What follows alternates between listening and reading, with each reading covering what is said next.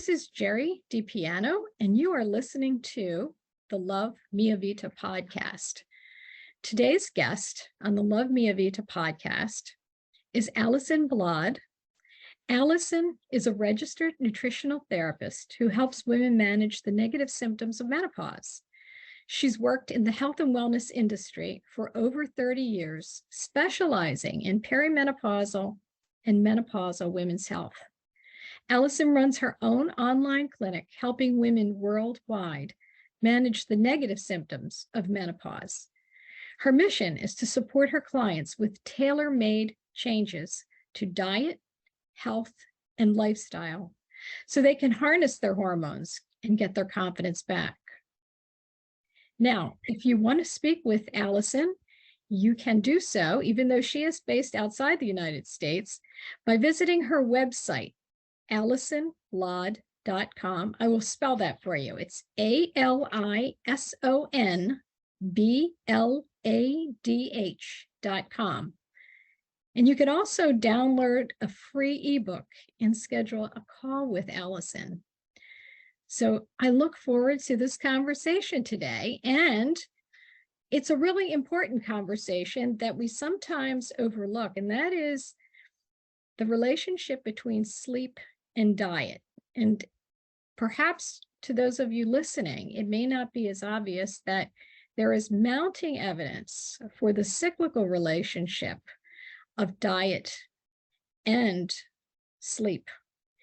And so we're going to explore that more fully. And Alison, we are going to look to you as our expert to particularly focus on sleep and diet and how that impacts peri and menopausal and postmenopausal women. So welcome, Alison. Oh, thank you so much. It's lovely to be on your podcast. Thank you for having me. Absolutely. It's a pleasure. So, Alison, the relationship between diet and sleep, these are two factors that are intrinsic to our health. And what we have seen is that insufficient sleep does adversely impact dietary intake, but diet may also influence sleep for biochemical reasons. And I think that it's important to consider what those biochemical factors are, how we can harness those biochemical factors, which are, by the way, found in foods. They don't necessarily have to come from drugs, although there are supplements that are available that can help us. But we have seen that sleep is an endemic, and we're not getting the hours of sleep or the quality of sleep. And that is having an impact on diseases like diabetes, on inflammation, on cardiovascular disease. So it's something that we all need to take into consideration when we think about what we put in our mouths each and every day. And in particular, with women and with our changing hormones, the impact may be even more profound. Yeah, it's so, like you say, Gerie, it's so important, sleep for every bodily function. And especially when we come into perimenopause and menopause, we have so many different things going on with, you maybe start developing different symptoms, etc. And lack of sleep is so terrible for us. I mean, it really is like a vicious circle. The least sleep you get, or the less sleep you get, the worse you feel. And this can also contribute to so many of the symptoms. Your hot flashes can be worse, weight gain, etc.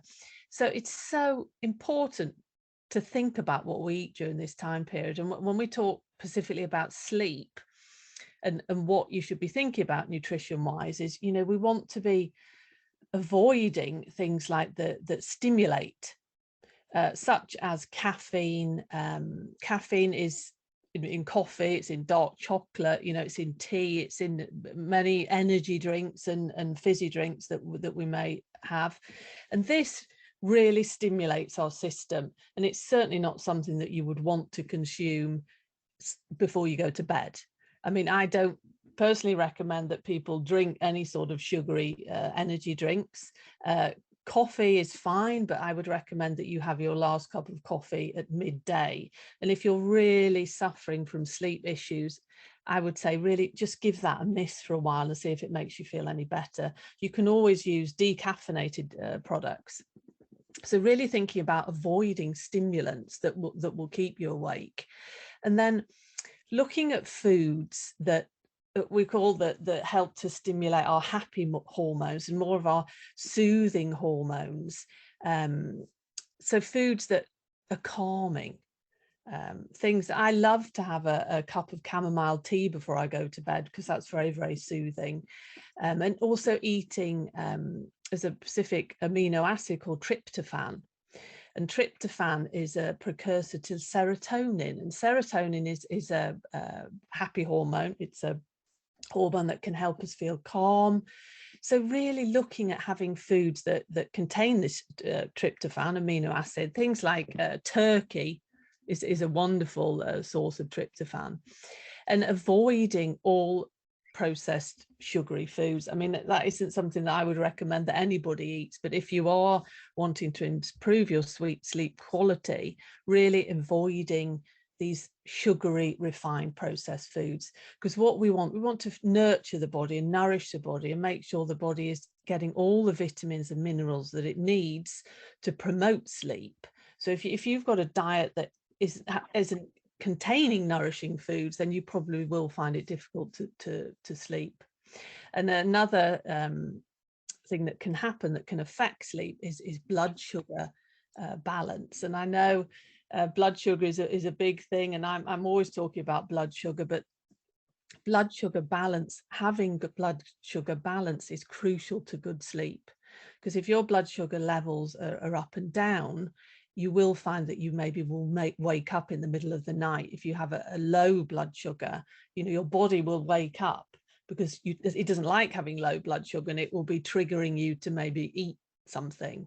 So there's so many different aspects to this, and what kind of adds on to this when we come into perimenopause is that it's actually been shown in research that estrogen has an effect on melatonin, and melatonin is what we call our sleep hormone.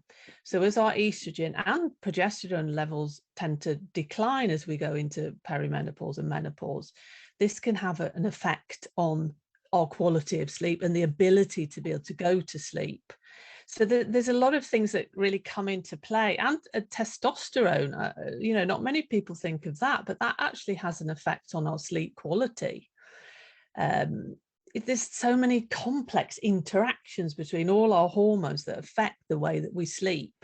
So really looking at what you're eating and nourishing your body, getting all the vitamins that we need, like the B vitamins, for example, are very important for mood and sleep and relaxation. Calcium also has been shown to be beneficial for sleep. So there's the Mediterranean style diet is a diet that has been shown in research to not only promote our health during the menopause transition, but also help to improve sleep because of all the wonderful nutrients that we have in that style of eating.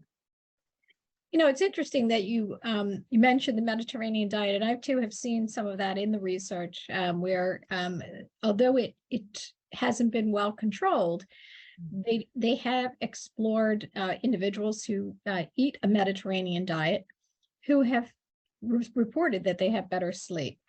And it makes sense, because when you think about the Mediterranean diet, we're thinking about a diet that is rich in fruits and vegetables. We know that there are certain fruits like pineapple and kiwi fruit, for example, that will raise our serotonin levels, which is maybe surprising to you. And we have a whole list of fruits and vegetables that can help with raising the serotonin levels.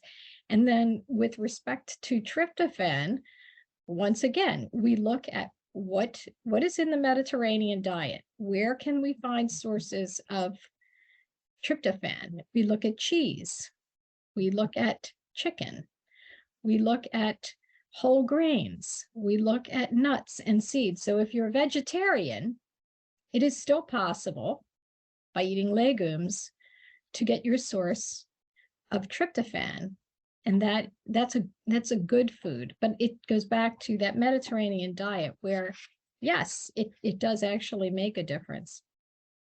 Yeah, it's fascinating. Another really interesting point as well that's been shown in research is that if you can, it's very beneficial to eat organic foods, because the pesticides that we spray a lot of our fruit and vegetables with has been shown to affect our glands, especially the pineal gland, which is responsible for the release of melatonin. So they've been looking at, you know, if you move over to more organic sort of products, that will enable you to sleep better because it doesn't interfere with the melatonin release and production from the pineal gland. So if you eat poorly, if you're eating poorly, you can't expect to have good sleep. And particularly if you are in that menopause menopause transition. The sins of our youth, we may have been able to overcome some of the sins of our youth by doing some really bad things, like having that glass of wine at 10 o'clock at night, and then not seeing so much the impact of that at 3 o'clock in the morning. But as we get older, we don't appreciate that our hormone levels are changing. And yes, that glass of wine at 10 p.m. or 9 p.m. or late in the evening is likely to cause a sugar spike and cause some flushing and increase the number of hot flashes. So we need to keep that in mind. We need to understand that alcohol converts into sugar. So what does that do? That gives us that sugar spike. So initially you fall asleep, but by 2, 3 o'clock in the morning, you're lying there wide awake, trying to figure out what to do next. Yeah, I always say, unfortunately, you know, alcohol is not the friend of a menopausal woman. And so many of my clients, and even myself, I'm in perimenopause, and, you know, I love a glass of wine, but it's just not worth it. Even just one glass of wine in the evenings or at the weekends, guarantee that I will wake up at 2, 3 in the morning. So there have been some studies that have been done by neuroscientists, neurobiologists, and they advocate that if you're a woman in perimenopause or menopause, you really just should eliminate wine from your diet completely, which is horrifying, right? Because we all like to have a little glass of wine. But you're absolutely correct. The consequences of doing so, and particularly if you're doing so on a regular basis. Let's face it, you know, I'm Italian, so I drink wine. I love my wine. Grew up drinking wine, but now as a menopausal woman, I really am very cognizant of when I drink the wine, and it's generally not during the work week when I know that I have to be on my game, because I do want to get my best sleep. And sleep has always been elusive for me. So when we talk about eating healthily, even though I have tried to do my best, I suffer from insomnia. And as many of you who have suffered from insomnia appreciate, you will try anything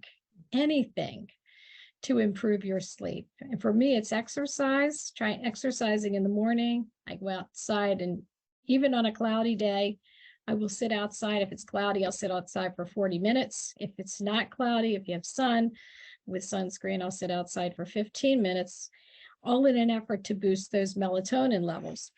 But I still need to be mindful. We all need to be mindful of what we're doing about our diet and thinking about what we're putting into our bodies, and what that may mean to issues like metabolism. So maybe we could talk about that for a minute. So how does this impact metabolism when you're not sleeping?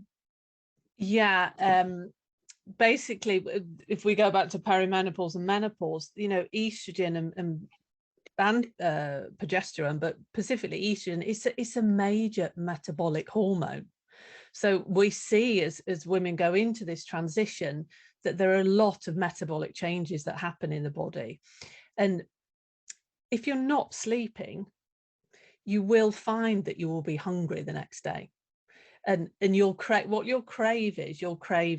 carbohydrates, refined, you know, easy products for your body to break down and turn into sugar and give you energy. because you've got this whole thing going on with blood sugar balance. You're probably quite stressed, which most people suffer from chronic stress, and stress is another area that is terrible for sleep. So if you haven't slept, hunger hormones as well, they've been shown in research to be stimulated by lack of sleep. Specifically, there's a hunger hormone called ghrelin. If you're lacking in sleep, ghrelin will be stimulated. You may produce more ghrelin, ghrelin's kind of the hormone that makes you feel hungry. So when your body wants to eat, it will release ghrelin, and that will stimulate you to eat. And leptin, which is the hormone that tells you that you're satisfied, tells you to stop eating, basically, may not be released as much. So all these things come into play, and you find that you just will crave these what we were talking about, processed, refined, sugary foods, which then leads on to weight gain, blood sugar imbalance. It's a vicious circle, really. Sleep is so important, and I think it's something that we are now starting to realize. I mean, not that many years ago, it was more of a, you were proud to be only sleeping 4 or 5 hours a night. It meant that you were working hard, and you were everything. You were really doing what you should be doing. But now we've realized that actually isn't at all true, and it's very detrimental for our health. So chronic sleep deprivation, as we talked about previously, we may take for granted. It is a strong contributor to diseases like diabetes and to cardiovascular disease. And I think you illustrated this early on when you described the whole issue of these foods that are very high in sugar and raise our glycemic index. And that certainly would be a contributor. We also know that diabetes has an impact on cardiovascular health. So it's not surprising that the two are intrinsically related to one another. And we need to think about ways in which to improve our level of sleep, and what are the appropriate strategies that we can think about. So I always go back to the days when I was a kid, and my mom would give us warm milk with a little bit of honey. Mm-hmm. Or occasionally she would give us cheese with a bit of fruit and honey. So that's going back to more of a Mediterranean type diet. And what we probably took for granted was, there's your tryptophan. Yeah. There's your tryptophan. It's fascinating, isn't it? I mean, exactly. Milk is a wonderful source of tryptophan. My grandmother was the same, always a glass of warm milk before you went to bed. And like you say, I didn't realize then why I was drinking that, but it's very soothing, and it really does help aid sleep. And cheese as well. Yeah, it is really, really interesting. So there was a study that was done. There have been a number of studies using whey protein as well, and obviously for those of us that are more mature, that are in perimenopause, menopause, we're also trying to get more protein in our diets. And so the consumption of a whey protein shake, which had low carbohydrates, right, and a significant number of amino acids, and also a high level of protein, was found to be beneficial in terms of improving sleep quality. Mm-hmm. What are your thoughts on doing something like drinking a shake with whey protein? Yeah, I mean, absolutely. I've got nothing against that. I always like to say food first. So if you can possibly get enough protein through eating protein-rich foods, but sometimes in today's life we just don't have time, do we? And it's easier to make a shake as long as it's not sugar, as long as you're watching what you're actually putting in the shake, and it's your protein, and maybe you could put in some vegetables, but just be careful with the amount of fruit that you add into shakes and smoothies, because even though fruit is very good, it still is sugar. So we have to just be mindful of not eating too much fruit. But yeah, no, I would absolutely say that. I think protein anything to calm us down, and with the tryptophan and the sleep effects. Yeah, absolutely. Great idea.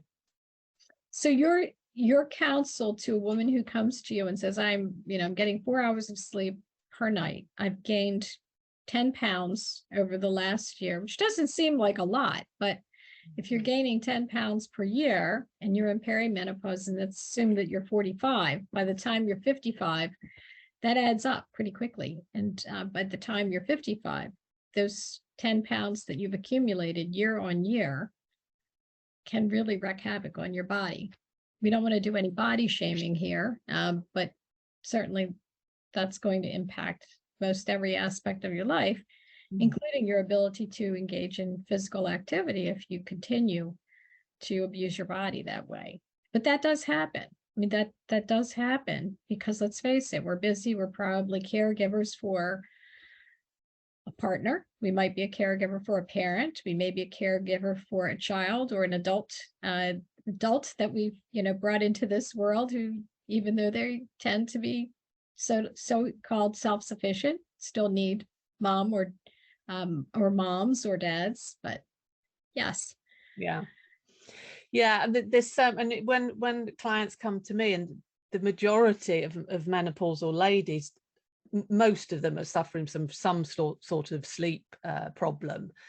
So I really look at everything from the nutrition, from the lifestyle, and also mindset. Really individually finding a program that works for this person. And it's all about small steps, because the majority of people are stressed, they are overwhelmed. The last thing they need is someone coming in and saying, right, we're going to totally overhaul everything. So finding little things that fit in with their life that will make them feel better.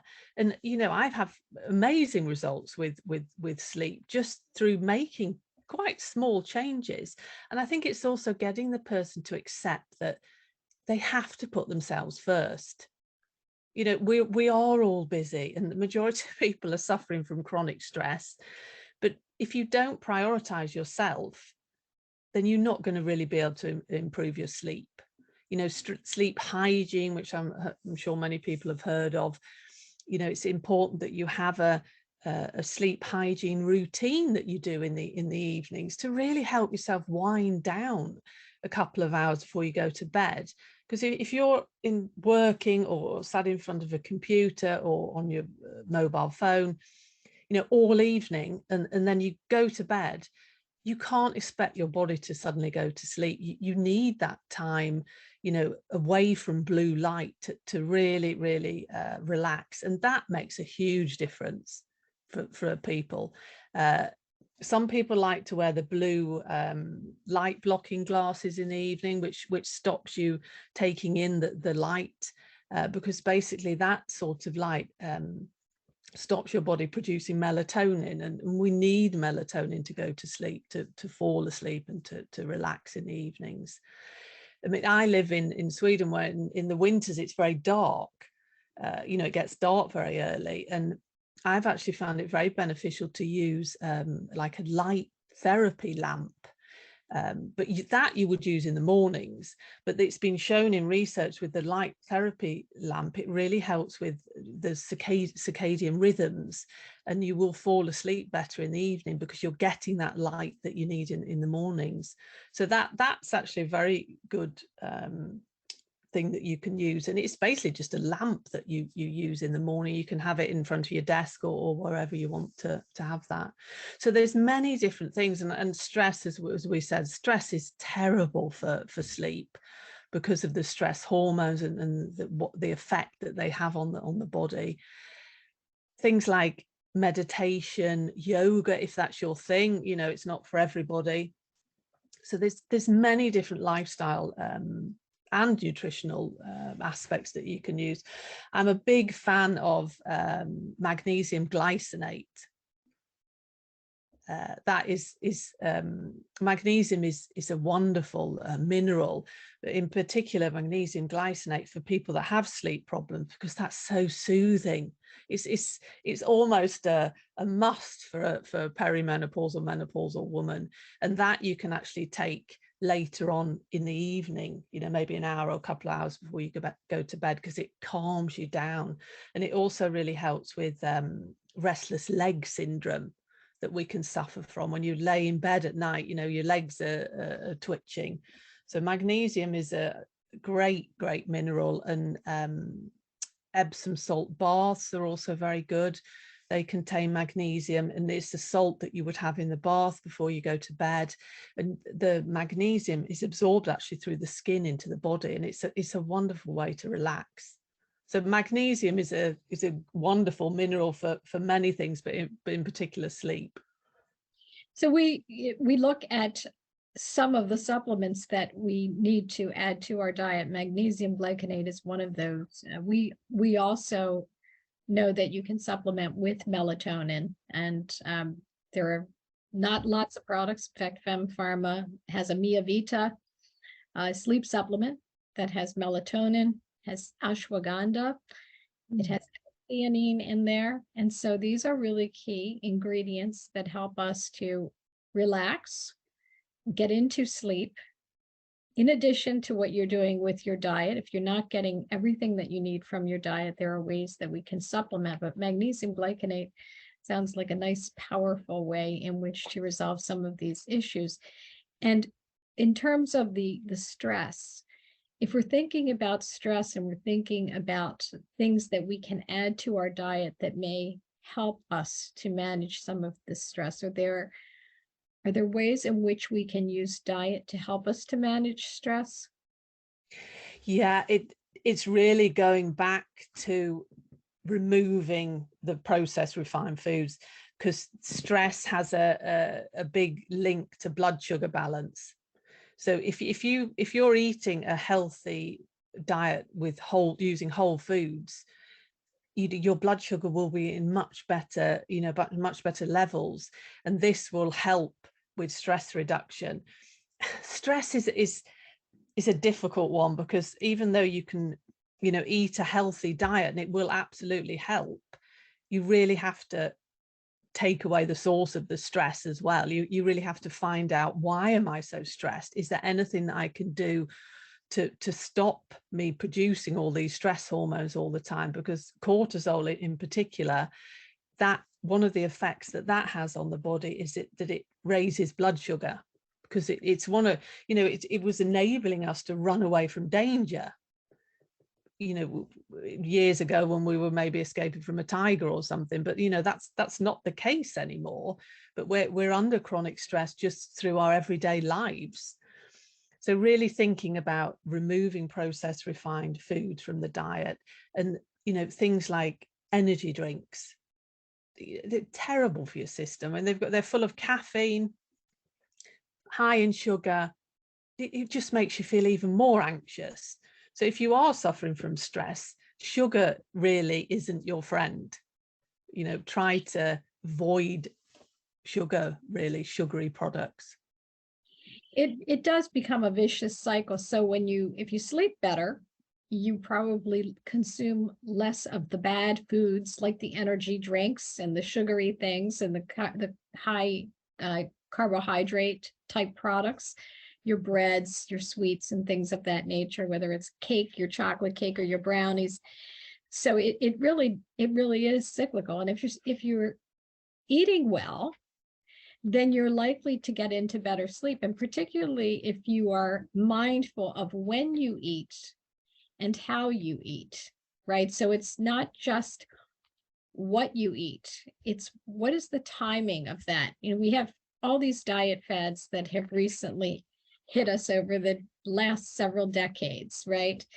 The most recent one was the intermittent fasting diet, where you effectively fast your body for an extended period of time. And it can start with as little as 16 hours, although that seems like an eternity, and it can extend for days. And there are individuals that swear by those sorts of things. But we have to be mindful of our individual health and how that's going to impact us. And so if you're perimenopausal or menopausal woman, the intermittent diet may not be for you. It may actually be more harmful. So you should probably always consult a qualified nutritionist or your healthcare practitioner to be sure that this is something that will work for you, because it is the timing. It's not just what you eat, it's the timing of the consumption of food. You said this earlier. If you're waking up at 2 o'clock, 3 o'clock in the morning because you're starving, that does not help your sleep or your sleep quality. And then falling back to sleep is also a challenge, because let's face it, if you're awake at 3 o'clock in the morning, you're probably thinking about everything you need to do for the following day, or worse, you're ruminating around all of the things that have stressed you in life. Yeah, it's that the brain becomes very active, doesn't it, when you wake up in the middle of the night. Yeah, anxiety and stress, everything just becomes totally blown out of proportion when you wake up in the early hours of the morning. But you know, I think when we look at sleep and we look at what we're eating, you know, you have to, as I've said before, you have to put yourself first, and you have to eat a healthy diet and avoid those foods, and you will start feeling better. And exactly as you said, Gerie, it's all a knock-on effect, isn't it? The more sleep you get, the better you'll feel, and the less you'll want to eat all these refined, processed, sugary foods. And you know, I do appreciate that it's not easy. You know, changing and making habit changes can be difficult. So I always say to people, just take one step at a time. Just do one small thing at a time, and put that in place, and then move on to the next thing, rather than trying to just suddenly think, right, I'm going to do all this at once, because it won't last. It really won't. It takes time and an effort to make changes, and the better you feel when you've made these changes, the more motivated you will to do even more. So taking a small step, let's just pretend I'm a client, right? And taking a small step, what would be one small step that I could take? Let's assume that I have a relatively good diet, but I'm eating at 8 p.m. each evening. Okay, I would recommend, as far as food timings, it is, as you were saying, Gerie, that there's still more research needed on intermittent fasting, or it's sometimes called time restricted eating, very individual. However, if you're eating at 8 o'clock in the evening, that is actually quite late. So what I'd say to clients is, try to stop eating 2 hours before you go to bed. At least 2 hours if that's possible, because we don't want lots of digestive processes going on when we're going to bed. We want our digestive system to be able to repair and relax and take care of everything while we're asleep. So 2 hours before you go to bed, really think about stopping eating. Think about having, you know, a relaxing drink, maybe like a chamomile tea or something like that before you actually go to bed, maybe an hour or so. So when you think about timings of when you eat, some people, I've had clients that have done time restricted eating, and it's worked amazingly for them, but it is very, very individual. You know, you can actually, if you, for example, you stop eating obviously when you go to bed, and then you maybe have breakfast at 8, 9 o'clock in the morning, there's actually quite, even if you go to bed at 10 o'clock, there's quite a lot of hours in between where you're asleep. So you're not hungry, you know, you're not craving any foods, hopefully.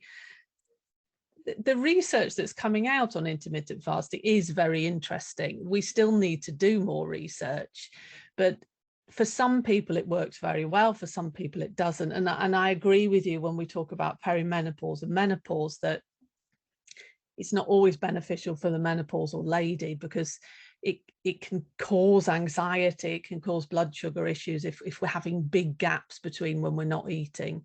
So think about two hours before you go to bed to really stop eating.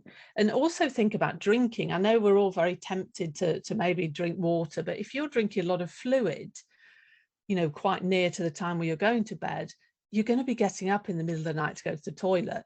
And that's disturbing in itself. So if you're going to have a chamomile tea or you're going to drink water, it's also about the same. Think about doing that a couple of hours before you go to bed. because you'll notice that you will sleep better because you won't be woken up needing to go to the toilet. So that's one small step that you could take, right? Yeah, one small step. One small step. So how would I work this out? Well, I would think about it in this way. If my typical dinner is at 8 p.m., maybe this evening I have my dinner at 7:30. Maybe the next week I try to get dinner by 7 p.m. and then I gradually move it to 6 or 6:30 p.m. So I keep moving this, again, assuming that my bedtime is around 9:30 because I get up really early in the morning. I don't know what, with others, but just as an example, I'll be the example. Mhm. If I'm getting up at 6 a.m. in the morning, then I probably need to get some rest. So I want to get to bed by 9:30, do whatever I do to get ready for bed. And then hopefully I'm out by 10 p.m. Right. Mhm. So, Yeah. so that incremental change will should likely have an impact. And then what are some other things I can do thinking about even what I have in my diet? So what am I eating before I'm going to bed? Yeah, have something like we've been talking about, tryptophan. If you want to have a meal, or you're having a snack, or whatever you have in the evenings, try to incorporate some sort of protein, preferably tryptophan dense, like turkey, chicken, milk, that we've been talking, a glass of warm milk after your dinner or your evening meal. And again, avoiding all stimulants. Even things like dark chocolate are a stimulant, absolutely, coffee, tea, all of those things, just avoiding all of that and having a balanced meal. So you've got your protein, you've got a whole grains form of carbohydrates, and then a healthy fat. So eating in balance also is very important for our blood sugar levels and for our overall health. And the healthy fats are things like olive oil, nuts and seeds, coconut oil, butter, avoiding all the processed, really highly refined trans hydrogenated fats, because they cause inflammation in the body. So balanced dinner plate really is what I would recommend that you have before as your last evening meal. So there are a number of different foods, as indicated before, that can help us to raise both our melatonin levels and also our serotonin levels, which are certainly the precursor of all that is the tryptophan. But we've seen, for example, some areas of research where they document things like Montmorency tart cherries and cherry juice. Again, this is natural product, which can help us to reduce our insomnia. And there is also information in the research talking about, believe it or not, beefsteak tomatoes. So if you like beefsteak tomatoes, put more of those in your diet. Eat those 2 hours, as Alison suggested, 2 hours before bedtime.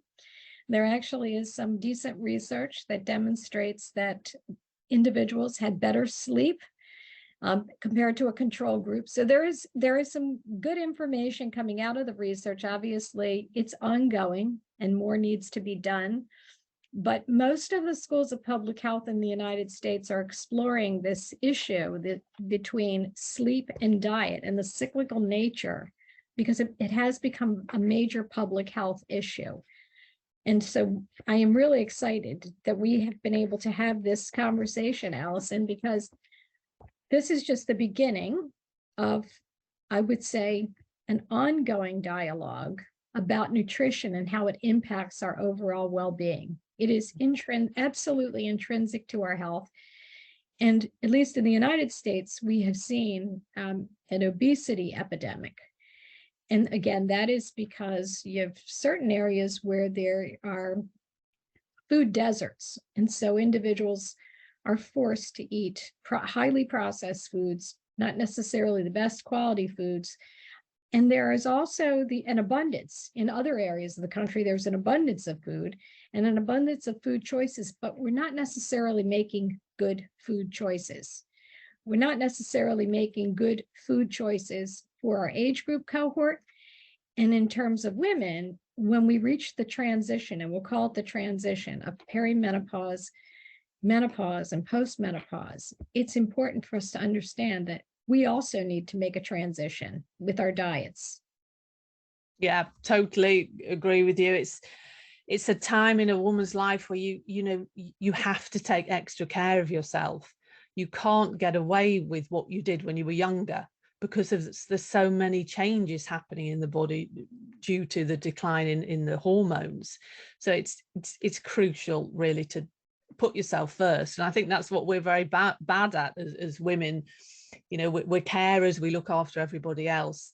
And when it comes to nutrition, the human body is an amazing thing, and if we give it the vitamins and minerals and the nutrients that it needs, it will thrive. But we're not really doing that, are we? Like what you were saying, the food environment it's not ideal for health at the moment. And I know in Europe where I live, it's this obesity epidemic is really happening all over the world now. And no matter where you go, the food environment is forcing on you all these refined, sugary foods that aren't really very beneficial for your health. Some of them really don't have very much nutritional value whatsoever. So, if we just go back and, going back to our grandmothers, if we eat the way that our grandmothers and grandfathers did, that's the way that we should be eating. Whole foods. You recognize a food that is a piece of broccoli. It's not got a list of 20, 30 different ingredients on the back of the package that you don't really understand what they are, because they're totally refined and processed.